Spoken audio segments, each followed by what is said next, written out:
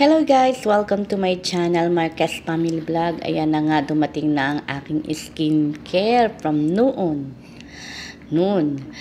At umorder ako ng sunblock.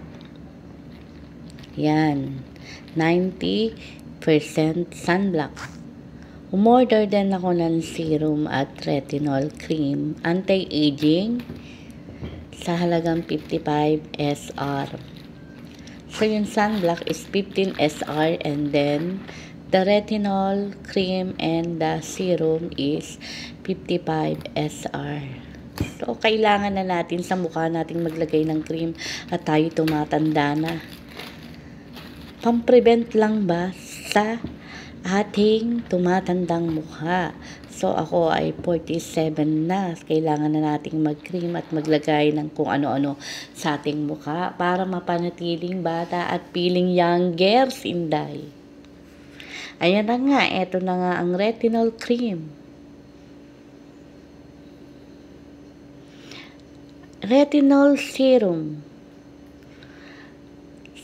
So, ito pa ang pinakamalakasang cream.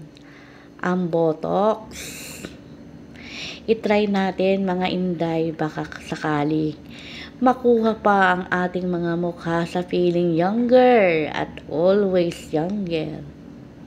Try natin ito kung talagang effective ba ang ating Botox cream. Ayan na nga. So, ipapakita ko sa inyo after 3 months kung talagang effective nga itong aking mga napiling skincare sa mukha.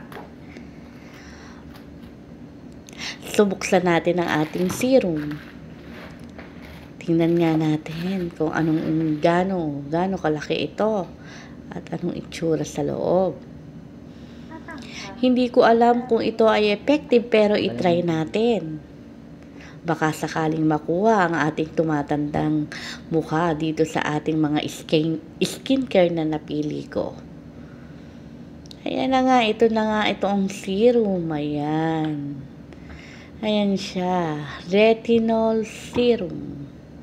Isa sa napili kong mga products para sa aking mukha ang retinol, anti-aging cream. Sige nga at tingnan natin kung hindi tayo tatanda after 3 months. Subukan natin mga Inday.